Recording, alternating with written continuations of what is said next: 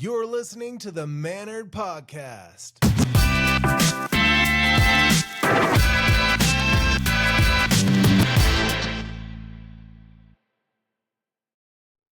Welcome back to Mannered. We talk a lot on this show about manners toward other people, holding doors, not interrupting, reading the room. But today, I want to ask a different question. What if the person we treat the worst is ourselves? What if ignoring pain, skipping sleep, eating like a raccoon at midnight, and pushing through exhaustion isn't discipline? What if it's bad manners? My guest today is one of my best friends from college at Kansas State, Matt Troup. He turned rehabbing a personal injury into his life's work. He's a NASM certified trainer, corrective exercise specialist, and the founder of Body Solutions in Kansas City. For 14 years, he's helped people rebuild their bodies from the inside out. Today, we're talking about manners toward our bodies. Matt, welcome to Mannered. Thank you for having me. Man, it's awesome to have you here. And I think it's pretty fitting. You know whose birthday it is today? Well, I do now that you told me, but I did tell you before. right before the show, so that was a letdown. But it's Chuck frickin' Norris's birthday. How fitting is it on manners towards our body? None other than Chuck Norris, the man who doesn't do push-ups, he pushes the world down. The guy that can literally speak sign language. The guy that can slam a revolving door, okay? We're talking about Chuck fucking Norris. So, welcome to the show, Matt. You are, in my mind, you're the only Chuck Norris-esque person that I know, so it's pretty fitting that you're on the show with me today. We seem to know a lot of Chuck Norris-esque people. You are the only person I know that might be able to push the world down as you do a push-up, so it's good to have you here. And Matt, you know, we're going to get started with one of my favorite stories of all time, because it's not too often in life that someone has a very specific turning point of their life that not only changes how they treat their own body, but for you had a turning point that literally turned into your entire career. And I was lucky enough to know you, shortly after this transition. And it's just one of my favorite stories, both on a physical, rehabilitation point, but also just the story itself. I mean, let's be honest, there's parts of it that are kind of funny, even though it was a near-death experience for you. I make jokes about it all the time. So yeah, I mean, I'm here to do it. So I'm good with that. I literally live here in Colorado and sometimes, ski and snowboard in the area where this all happened. But so our listeners can kind of understand, can you tell us what we're speaking of, this near-death experience and what kind of was a turning point for your life? It was Christmas break. Went out to Keystone with a bunch of our fraternity brothers. My first ski trip, also my last. Was probably about 5 days in and nothing had really gone crazy. I just really wasn't that good of a skier. And, came up on Mount Schoolmarm. It's a very scary green on Keystone for those of you who don't know. Oh, and kind of hit a slip patch and headed towards some trees and decided which leg I liked better and tucked one of them back and the other one hit the tree. And there's some complications after that, to put it lightly. Woke up, 7 days later in Denver and had no idea how I got there. Wow. So literally you were in a coma for 7 days? Yeah, I had a tib-fib fracture and I ended up with a pulmonary embolism because the brake didn't get set right and a bunch of shit that I don't really understand exactly what happened because I was unconscious. Went down and I just kind of woke up very confused in Swedish Medical Center. That's crazy. And I'm not making fun of you at all in this story, but one of my favorite parts of the story when you used to tell this in college is that your mom had come into the hospital room, as you were kind of coming to and out of the coma, and the doctor turned to your mom and he was like, Matt's gonna make it. He's gonna pull through this. We're concerned that there might have been a little brain damage though, as his speech is a little slower. And your mom, didn't she say, "No, it's okay. He always talks that way." Yeah, yeah, pretty much. My parents just said, no, he's normal. He'll be fine. Once again, not that's not making fun of you. It's just one of my favorite parts of the story. But obviously, so you can't control, wrecking on skiing or anything like that. What part of your mentality, what was it that changed, I guess, your health and the way you treat your body after that?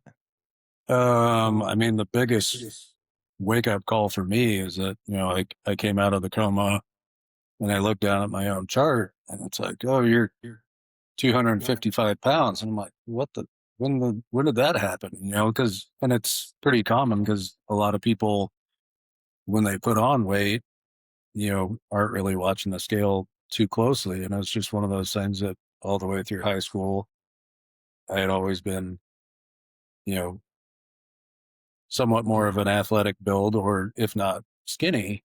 And just through, you know, less activity in the first couple years of college and more Keystone Light mozzarella sticks, I managed to put on like 75 pounds in about a year and a half. And so that was just kind of the wake up call, because I had kind of, you get out of high school, you stop playing sports as much, you stop exercising, and then kind of get to college and go a little wild. And I just didn't realize how wild I had gone. And I asked my brother, I was like, well, why didn't you tell me I was fat? And he's like, well, I figured you'd figure it out when you bought pants. And because I was like up to like a size 44 waist or something like that. So it was not a healthy 255. Yeah, it's crazy. And I feel like, ever since I've known you really, I mean, I knew you, I think either shortly after or right before that happened, but we got closer, when after that. And I remember from college, I mean, you were ahead of the game, like before it was really out there with a lot of these influencers and things on talking about diet and health and activity levels. I mean, and taking this back one step is, when most people in college or young people, when we think of health and we think of working out, it's mostly surface level stuff. We're wanting to look good, right? It's like, Mm-hmm. I think a lot of young people, the whole like long term, like, health on the internal level isn't really of the importance. Like if someone could like literally rot their internal organs out but look muscular and sexy and all that stuff, we're like, okay, this is good. But I remember in college, like, I remember going downstairs in where you lived, and, like, you'd be eating, like, an egg white omelet, like, well before I remember anyone talking about stuff like that. I mean, your diet was just, like, on another level from not only anyone my own age, but any people out there in kind of the health advice. So, I mean, how did you come upon, like, that realization of the entire, like, internal side of health? I mean, like I said, it was kind of a big red flag when I saw how much I weighed. So one of the first things when I got back to Manhattan, I also got to hang out for 2 months in lovely Topeka, Kansas at Stormont Vale. Top city. And so just kind of through there, I just kind of started teaching myself about nutrition and figuring out, I was like, how the hell am I going to get all this weight that I didn't really realize that I had off of me? Um, and at that point, I really couldn't exercise. So eating better was really all I had control of. Um, and then the exercise part came later, once I finished PT and kind of got cleared to do everything again. But, I mean, and it's one of those things, it's just nutrition. it doesn't have to be perfect, but it's just, making the small, subtle changes that stick long term. I didn't try to do anything drastic because a lot of times people, decide, oh, I need to make a change. And there's more of a short term goal, like they want to lose weight for spring break or something like that. But I mean, mine was like, if you're size 44 pants at age 19, you're probably not headed for a long, healthy life. So I just decided that had to change first and then kind of address the exercise part after. It's amazing. I mean, it's amazing that you took the initiative at such a young age to put yourself through that regiment, but for the fact that it's carried on from that moment. I mean, you were a transformed man, but now how that's spawned into literally your career. Do you look at everything that you went through? Do you kind of project that into a lot of your clients and your customers of your gym? Like, do you Well, kind yeah, definitely. And I think it's, I've been training for a little over 20 years, but um, it's just something it allows you, having been overweight, having been injured, and all those different things, it allows you to identify with the people that you're working with better. And then it makes it easier for you to help them. Like if I had never been overweight, if I hadn't had the leg issues or the back problems a couple years following, um, it'd probably be easier just for me to like tell people that they were, being lazy or something like that without realizing like, okay, what's the backstory here? And, maybe what's causing a little bit of their lack of motivation or what are they frustrated with? Because for me, after I got out of the hospital, I was doing PT in Manhattan with, like 80-year-olds and they were kicking my ass. So it was just a little frustrating. So just things like that and having gone through, um, the physical therapy and all those other things, it helps you identify with the people you're trying to help. Absolutely. I think that's a rare gift that you have there because I will say, I mean, in knowing you and how you operate, it's much different than a lot of places that do treat it more superficial. And I think, here a couple weeks ago, I had another friend of ours, Brian Cassad, on, and we were just talking about, the mindset of a lot of different gyms and you know, physical trainers and things like that, and sometimes it's the approach that keeps us out of the gym. It's the intimidation factor, but for the fact that you can relate to these people on such a human level, and once again, to where they don't feel judged, but you kind of know everything that they're going through, because you made this transformation. I think that's huge. So, Well, um and that's something kind of when I opened Body Solutions that I wanted to do. We're not a huge facility, but I wanted it to be somewhere where everybody was comfortable because before I opened the gym, I came from like, I worked at 24-hour fitness, lifetime fitness, like 125,000 square foot gyms that could be a little intimidating to, somebody who's overweight, somebody who's not really been in the gym before. Whereas if they're coming into a smaller facility and they're working with somebody one on one, it's a little bit less intimidating. And, I've had clients for, some of them 15 years, and they told me that's the reason why they chose the facility in the first place. They're like, I wasn't going to walk into one of those big gyms just because it's not for me. Like, I want somewhere smaller. And then, you know, not all of them know all of my story, and I don't usually lead with it. I kind of have to know people for a little while before I get into that one. But like I said, just having been in a lot of their shoes before, I think it makes it easier to help people. Yeah, absolutely. And I think you're doing a good job at that. Um, you know, is do you think that I mean now where you are today and being so conscious of health and what it takes to not only look great but feel great and live long and all those things, do you feel like you're still 100% good manners to your body? Oh, I mean, definitely. I mean, everybody has room for growth, and I always tell all my clients, like, because a lot of people come in chasing perfection. I'm like, perfection honestly doesn't exist. So, you know, how your body looks and how it performs is kind of a culmination of like how you treat it 90% of the time. Yeah. If you do what you need to do most of the time, your body will perform. It's not like one shitty day isn't going to break your program and one good day is not going to make it. It's kind of, you know, everybody has a bad workout. Everybody has, you know, pizza night with their family or your kid's birthday. And, especially as you age, it's not about being perfect. It's just doing, doing the best you can most of the time. And that's kind of, again, where I try to meet most of my clients at. I'm not at 24-hour fitness anymore training meatheads. So Yeah.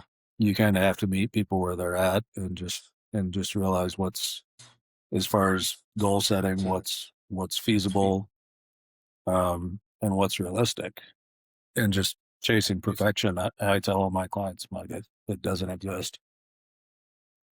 Absolutely. So, speaking of decisions we make that might not be best for our body, I do, when we were planning on doing this show, one specific funny memory came to mind of maybe not the best manners towards our bodies, and it's the memory of when you and I carried a Pizza Hut booth like 3 miles across K-State campus, like 2 days after your back surgery. Yeah, that in hindsight, that was probably not the best idea. I remember we had to put it down multiple times to hide from the cops, but Yep. We I don't know we who did, was out looking for a Pizza Hut booth. we were successful in our mission though, so Yeah, that was that it's was that was a nice with all nice the Pizza staple. Huts closing, someone might be looking for that. Well, to be fair, it wasn't from Pizza Hut. We didn't take it from, it was kind of a You're trying to prank, give it but back. yeah.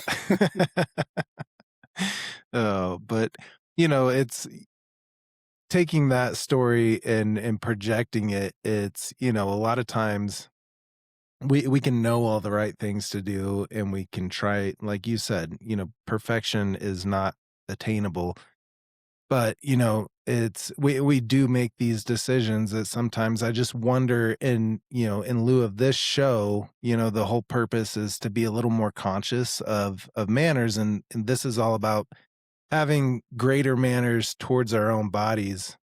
um you know I think what I'm trying to get at here is I I think sometimes we should probably step back and just think about our bodies first. Sometimes we think about like either the fun we're having or we think about, the moment, but it's, really treating our body almost as a separate person of like, how would you treat another person? It's like, if you thought of it that way, do you think that would help like in your decision making process sometimes? I know for me personally, like I am the biggest asshole ever to my body sometimes. It's like whether it's like overworking it or just like I said in the beginning, eating like a raccoon at midnight. I mean, I found myself there. Um, I mean, what are your thoughts on that as far as just Oh yeah, I mean, and I think from knowing each other as long as we have, there's definitely things we've both done to our bodies that probably would not be advised by anyone. Um, like I said, it's just kind of what you do, um, long term, and just making sure that a majority of the time you are staying mindful of that. Like I said, everybody goes on vacation, everybody's going to have, backyard barbecues or whatever. Um, but it's just a lot of people have a tendency to have it slip up like that and then beat the shit out of themselves. And the analogy I always use, it's like, oh, you got one flat tire, and they turn around and slash the other three and just say like, fuck it, I screwed up, I quit. And I'm like, well, the main thing you got to remember is like, if you had one bad day, all you're going to do is get back on the program the next day. And that's what I always tell people. I'm like, find a nutrition plan that you can stick to that would just be easy to hop back on after one slip up instead of like, oh, I went keto. And then all of a sudden you go like take out a Chinese buffet and you gain 20 pounds from sodium and water retention and all those things.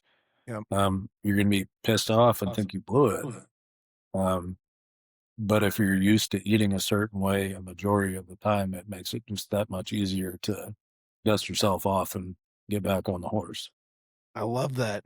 Man, I'm gonna steal that analogy. I love it because I think I'm guilty of that. I pop a tire and then I'm like, well, might as well turn this sucker into a boat now. It's I'm popping all other three tires. So yeah, I mean, I totally get that. I think sometimes we one bad thing can happen and it derails the whole thing. I mean, that's been my biggest problem lately is I travel a lot for work. So I'll be like, 2 weeks just great eating habits, trying to hit the gym as much as possible. Then I leave town for the week and it's eating out of a bag for 5 days and not being able to work out. And then I get back, I'm like, well, let's pop the other 3 tires here and just go to town. So that's good Well, advice. well, like I said, that's a very, very common mindset. And um, that's one of the things I tell my clients that travel a lot is like, most of them stay at pretty decent hotels and some of them will like scout out, what equipment they have available. Some of them will take like bands and foam rollers and stuff like that in their suitcase and I'll write up like workouts or like you don't even have to leave your hotel room because sometimes if they're in meetings 10 hours a day, the last thing they want to do is like go down to the hotel room. So we'll just do like body weight exercises or bands and stuff like that where they can just, do 25, 30 minutes in their room versus just doing nothing except Yeah. sitting in a chair. Yep. No, that's great advice. Which kind of leads me into another thought is, on one hand, I feel like we live in an era where information is so readily accessible. Like in less than 2 seconds, I just got on my phone and asked for like some uh Chuck Norris jokes and it's like right there. But with all that information accessible, do you ever feel like it's almost too much information for people now when it comes to health advice and things like that? Oh yeah, definitely. And I mean, for every piece of good information that's out there, there's just as much, if not more, that's bad. Or, I mean, the internet's great for a lot of stuff, but it's one of those things that it's like people will, they get online and they compare themselves to everyone else, or, somebody who's 55 sees an 18-year-old doing like backflips off a plyo box. And it's like, oh, I should do that too. And I'm like, just because you can doesn't mean you should. And like I said, I mean, the biggest thing I tell my clients is like, if you see shit online, I'm like, take it with a grain of salt. And just realize that when you're looking at, I mean, if you're looking at like a scientific study or something, you got to roll the way to the bottom and be like, okay, who paid for this? Because there's always an agenda, whether it's low carb, high carb, dairy's good, dairy's bad. There's a reason somebody wrote that article. Yeah. And then a lot of times people will just take a snippet out of that and it'll become like a headline. Yeah. And and I I mean, think especially in this day and age, like whatever's the most polarizing will get the most clicks. yeah. I mean, I think it's crazy. I mean, we literally inverted the entire food pyramid recently. It's like, I mean, and we're not going to get into the politics that Oh yeah. around any of that, but it's interesting because I did see someone that was like, it's not like it took different parts of the pyramid and replaced it. It's literally like flipped it up on its, it's almost like, okay, it's like it was completely wrong and then it's now right or whatever that is. It's just it's it's little things like that though that I think for a lot of a lot of us were like, gosh, what do we even believe anymore? Like, what's the truth? So Yeah, and I mean, I think unfortunately politics has done a lot of that, and um, but again, like the older food pyramid, it's one of those things like you got to look at who paid to build the original one. Like, how did cereal get put at the bottom, or put as like the foundation, and like all of a sudden, like eggs and meat and shit that's been around for thousands of years is all of a sudden bad. Like, Yeah. Yep. No, absolutely. I mean, I not saying you agree. gotta do pull ups in your Levi's at the park like RFK, but Yeah. Like we talked about gym apparel and stuff, and it's really, whatever's comfortable for you. I So, mean, jeans uh, aren't my first choice, but to each their own. but no, it is interesting. I mean, do you have any advice for people that want, to go to either one place or at least be kind of on the right track? I mean, you kind of hit this already. It's just, kind of read between the lines, see maybe who's paying for the information. But is there something you recommend to your customers on like, okay, like go here. This is going to be at least like baseline good health information for you. Um, Depending on like kind of what level the client's at, kind of how long they've been working towards getting healthy. Like, I do have a lot of sites for like recipes I'll share with people, but um, as far as the stuff that's in like the mainstream media, I just always tell people, like everything else, that the truth's probably somewhere in the middle ground rather than on one end or the other. Yeah. Yeah, that makes And sense. as far as diet, high protein works great for some people. Some people don't do so good with it. So it's you just kind of have to figure out what's best for you. And honestly, I probably wouldn't choose what you're putting in your body based off what you read on the internet. Yeah. I mean, the old adage I use is if I like it and it's really great, then it's probably bad for me. Well, unfortunately, I think as you mentioned, some of the stuff that's come out over the last year or two about a lot of the shit we ate as kids, Doritos and, well, a lot of the stuff I ate as a college kid Yeah. before I skied into trees, was probably bad for you. Yep, absolutely. Yeah, I do think for the most part, I mean, we were all pretty healthy, given the circumstances of most kids in college. I think we were on kind of a heightened level. I mean, we all stayed pretty active and healthy as much as possible, and I think it's kinda showing for a lot of us. I mean, obviously, like, I could do a lot better these days, but, I think for the most part, we were fairly healthy. I guess, you know, now thinking on, where you are today, like, once again, nobody's perfect, but you have attained this level that's been consistent. Have you transformed that level of passion for your own personal fitness? Have you converted that towards your customers now? Do you kind of transcend like that building mentality to now like focus on your customers' health? Does that give you the same satisfaction that it gives you personally? Oh, definitely. I mean, honestly, at this point in my career, probably more so because, when you see, I've got clients, from a varying age range, and I always tell people like the younger you can start, the better off you'll be. Just because when you see people who maybe didn't necessarily prioritize health earlier in their life because they were building a career or, whatever reason, um, it's a lot easier to keep it than it is to try and get it back once you lost it.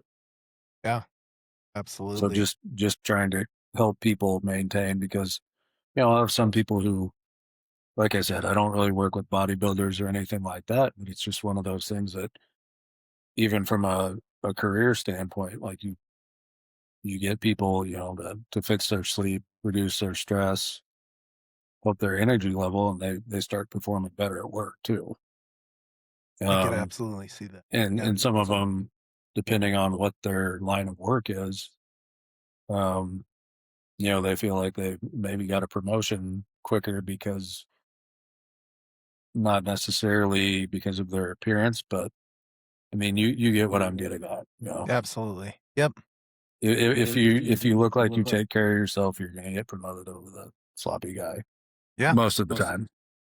I mean that that was one of the points I wanted to get to is we naturally I don't even know, I don't want to use the word judge, although it's a lot of our body conditions and everything like that usually tell us something. If we're kind of, we sleep a lot, we're called lazy. If we, are just lethargic and wearing baggy clothes and stuff like that, it's sloppy.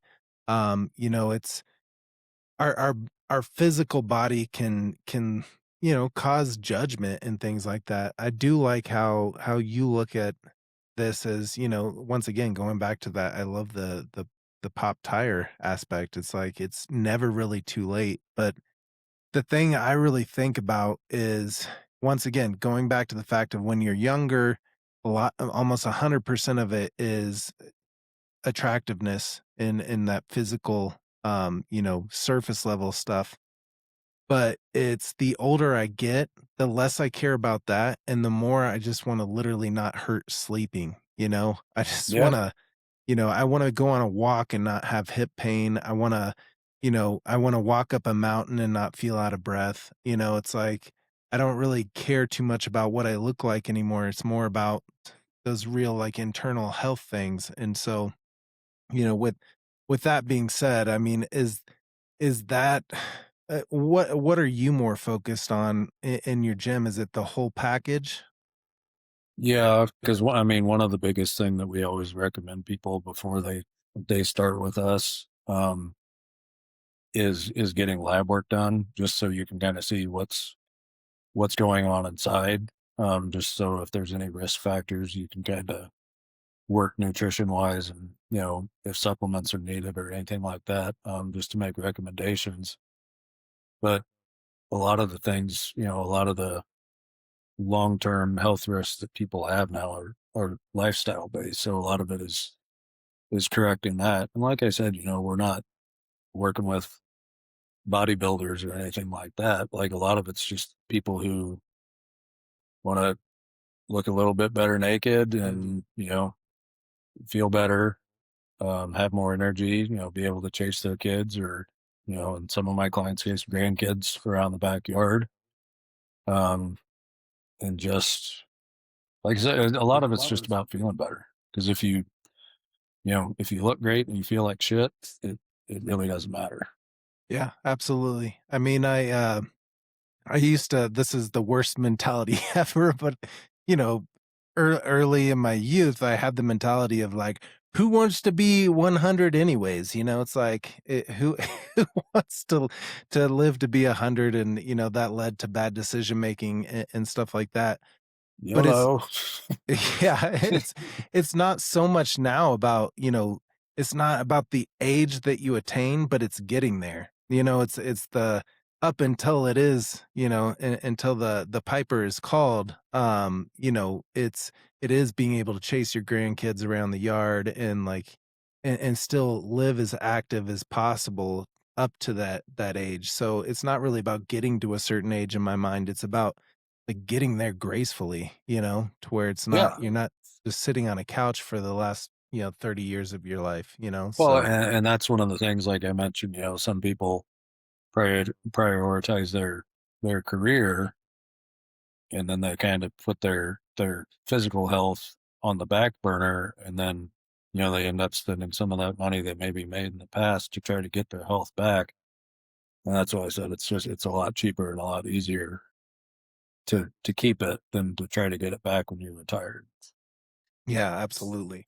And then, Um, honestly, that way you can enjoy your retirement more. Because I mean, I've probably known him about 15 years. And from a business standpoint, he's definitely one of my more, if not most successful clients. Um, and then, I had kind of trained him for like 10 years, and he'd always worked out, but he never really took the sleep, stress, lifestyle, and nutrition part is serious. And then like one day it was just like something clicked. And I was like, wow. I was like, you you bought in. And I'm like, what changed? And he's like, well, he's like, I've always been great at work. He goes, but no one wants to be remembered as the guy who's the best at working. And then he goes, and I also thought about it. He goes, I've never seen a Brinks truck back up to a funeral. I was like, damn. Damn is right. Yeah, that's a good way to look at it. Seriously. Yeah. So yeah, we'll get there gracefully with help from guys like you, Matt. Um, Well, you know, so another kind of part of this show is talking about, the funny things we do as humans, the awkward moments and things of that nature. With all of your experience in, in the health business, what are some awkward moments that you either personally encountered or experienced with other people that you've either trained or helped or witnessed? oh, I mean, there's a lot of them. Are you talking about in the gym or outside the gym or? Yeah, anything involving that health world, some funny things that people do. um, there's actually, well, I don't know if I want to tell that story. That's kind of gross, but And sorry, I'm putting you on the spot with this one. well, this actually wasn't even my client. She worked out with one of the other trainers at the gym, and um, like I said, we give people advice on supplements, and sometimes we have people take liquid fish oil because it's more concentrated than taking capsules. And this woman asked the other trainer and said, "How do how should I take this?" And he goes, "Oh, it's just like a shot." And he meant you just like swig it out of the bottle, like your kids do with cough syrup or whatever. Well, she actually filled up like a full size, like 2 ounce shot glass full of fish oil, and just like drank it. And with fatty acids, if your body can't break them down, there's only one other way they came out, and that lady had to get new bed sheets. So that might be the worst one. Oh man, I thought at first you were gonna tell me she put it in like a syringe and shot it up like the black tar or something like that when you're talking about a shot of fish oil. So That might almost be better than what actually happened. oh, that's crazy. Oh man. Yeah, I mean I watch all these on Instagram, they always have like the videos of showing people that don't know how to work equipment and stuff like that at the gym, just using stuff completely Oh wrong. I yeah, mean, working at like Lifetime and 24, you would see some of. I mean, they had good intentions, but when you're using like I always call the abductor, the yes no machine, oh yeah, and yeah. you'd see The like yes no machine. old guys sitting on them backwards, and I'm like, what are you doing?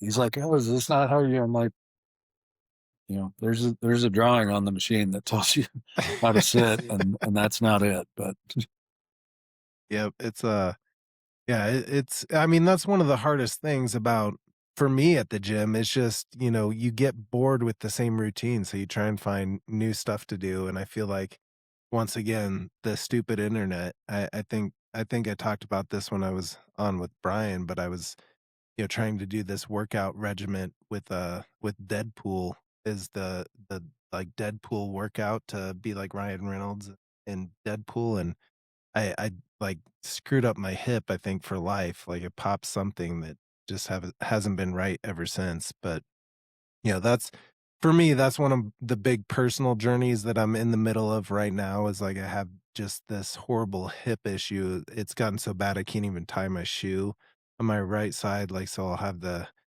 have my girls help tie my shoe in the morning, which is just super embarrassing. And then, I went goose hunting this past weekend with my brother-in-law, and as I was leaving the house, I asked my wife, I was like, "Siri, can you help me tie my right shoe?" And my brother-in-law was like, "Am I gonna have to do this weekend?"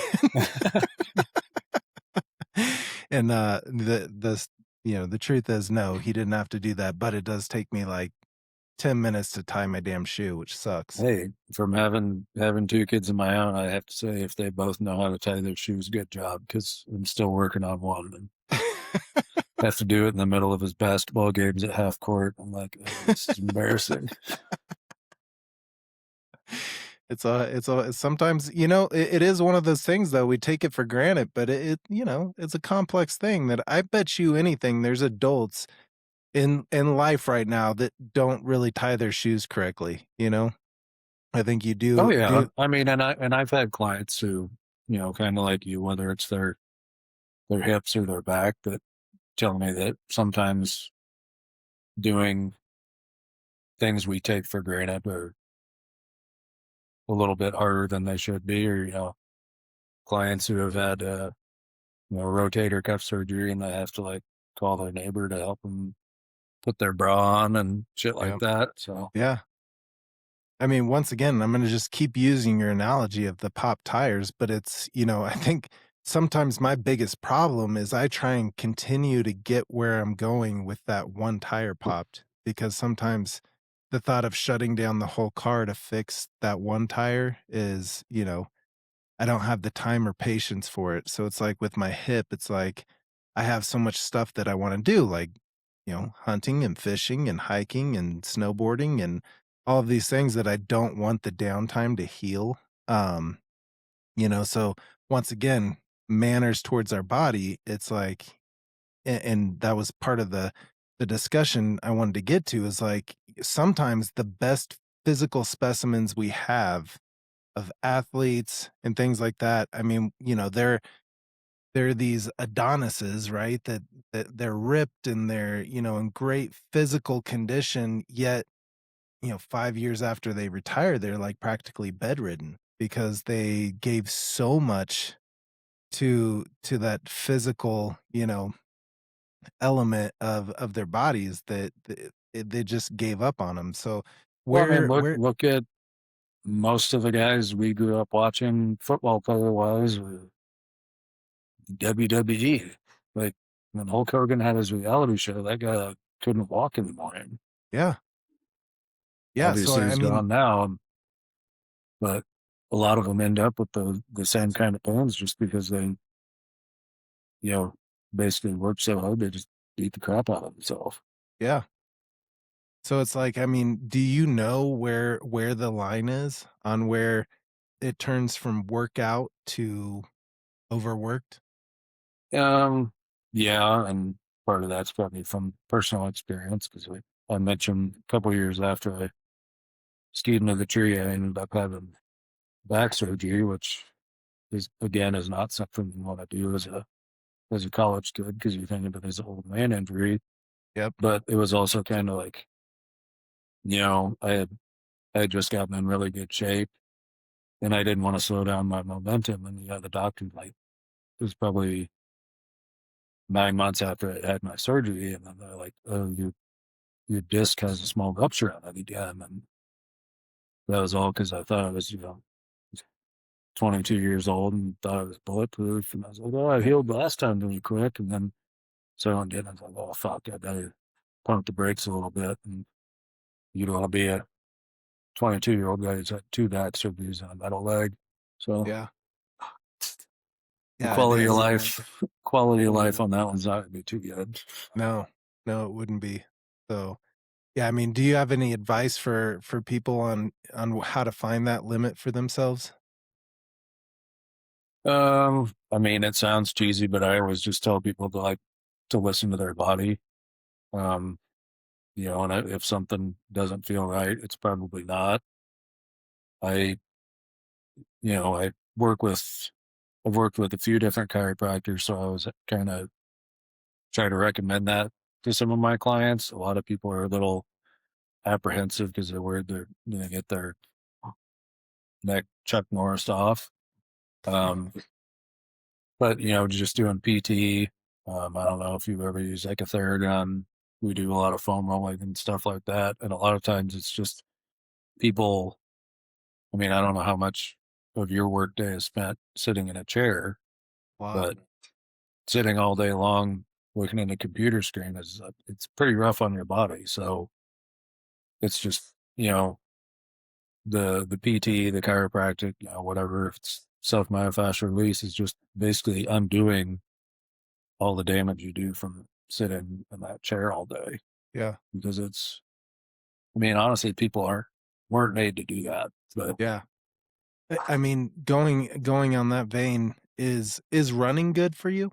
I mean, the habitual running is I see a lot of people that run and it's like knee replacements, and they quite honestly, like avid runners I know kind of have this like softness to them a little bit. I can't explain it, but do you know what I'm talking about? I mean, yeah, I know what you're talking about, and a lot of that, um, I mean, a lot of that has to do with their nutrition. But when you see a lot of those runners, one of the best things that you can honestly do for your health long term, whether it's from a bone density standpoint or no matter what your goal is just some kind of strength training. Um, and I know what you're talking about because you do see a lot of people who are like, "Oh, I ran 10 miles this weekend," and they're like skinny fat. Yeah. Yeah. Um, but then when you mention the health and you just say, "Is running good for you?" and the answer I give to a lot of my clients when they ask stuff like this, it depends. Like, what are you hoping to achieve with running? Like, are you trying to lose fat, or are you just running because you like to run? Like, if you like to run, go running. If you're, you know, 300 pounds, running's probably not for you. Like, start off with walking Yep.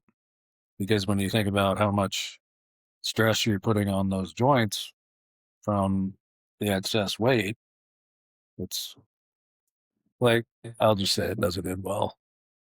Yeah. Yeah, I could see that, and it makes perfect sense too. I mean, it is I think like you said, and I don't think it's cheesy at all. Listen to your body. I think if we really do take the time, and I think that's kind of maybe one of the arcing things of this conversation is in good manners, it's all about listening, right? We listen to other people. That's a sign of good manners. I think listen to our bodies is maybe the best form of manners towards your body is I think a lot of times your body will tell you, like, if you really listen to it, don't eat that, don't drink that, don't do that. Yeah, It's like if we I just don't know. listened more. I got all kind of cheesy sayings I use with certain clients, and I think the one is, listen to your body when it whispers so you don't have to hear it scream. Like you'll have these people who are like, "Oh, my knee's been fucked up for 15 years. It's normal." I'm like, "No, that is not normal. That's your Yeah, body telling you to do something about it." And unless you want to have a knee replacement when you're 50, which means you'll probably have another one when you're 65, fix it now. I love Like, that. Listen to I your mean, body when it whispers so you don't have to hear it I scream. told you I got all kinds of shit like that. Well, shoot, Troop, we need to make some t-shirts, man. Come on. We could be bajillionaires. I love it, man. Well, so I guess last wrapping this up a bit, we've kind of covered the manners of our body and all these things. What do you have to say to people out there in regards to once again listening to your body and and showing good manners to your body? I'll have you kind of take us home with that. Um, I mean, the biggest thing that I always tell my clients is like, from an exercise standpoint, if you feel like you need a day off, you probably do. And that taking care of yourself is not selfish.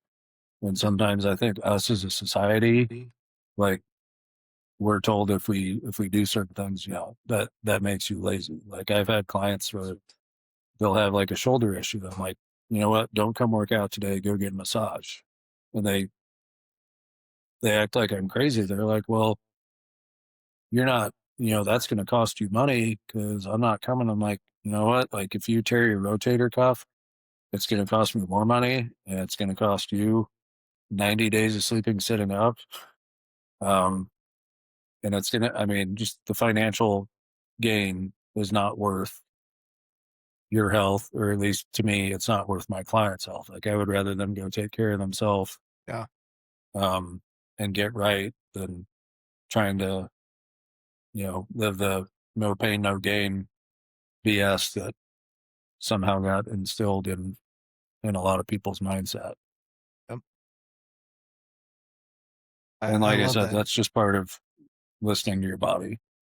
Yeah, I absolutely love that, man. And I think, that's why you're here, and it's definitely why you're successful is, for the fact that you pay so much attention to the true health of your customers. I think is extremely valuable in this day and age, because I think most would take the money and run, and they would look for the financial gain as opposed to the personal well-being of customers. And I think that's amazing of you, and you've always been that kind of guy. So I think that's something super respectful and amazing. So um well, I can't believe these hours go by fast, and there's still like a million times more things that I'd love to get to, especially on Chuck Norris's birthday. Yeah, I might have to on demand some Chuck Norris movies to show my kids what a good actor he was. Absolutely. You don't know anything until you know Lone Wolf McQuade, okay? Oh man, yeah, yeah. Go out there and watch some Chuck Norris, okay? Celebrate the man, the myth, and the legend's birthday. And speaking of man, myths, and legends, Matt Troup, you are a legend. We obviously on this show it doesn't really fit the format, but we have so many great stories. Maybe on another podcast someday, sometime, we could really, really have some people rolling with some stories. We'll have to get Brian on that one too. I think we should have one with me, you, and Jeff. And we could do a whole podcast on our Bahama vacation. That was a good one. That one was not very mannered. It was not, but it was fun. It was good times. But Matt, thank you so much for being on the show. So what I love about Matt's story is that injury didn't just change his body; it changed his perspective. He didn't just get stronger; he got more attentive. Maybe the most mannered thing we can do isn't opening doors for strangers. Maybe it's closing the laptop and going to bed. Maybe it's listening when our body whispers, so it doesn't have to scream. Injury to iron isn't about getting ripped, it's about becoming respectful. And maybe that's the kind of strength that actually lasts. Matthew Troup, thank you so much for being on the Mannered Podcast. And to all of you listening, remember, mind your manners and listen to your body. Thank you for joining us. You're listening to the Mannered Podcast.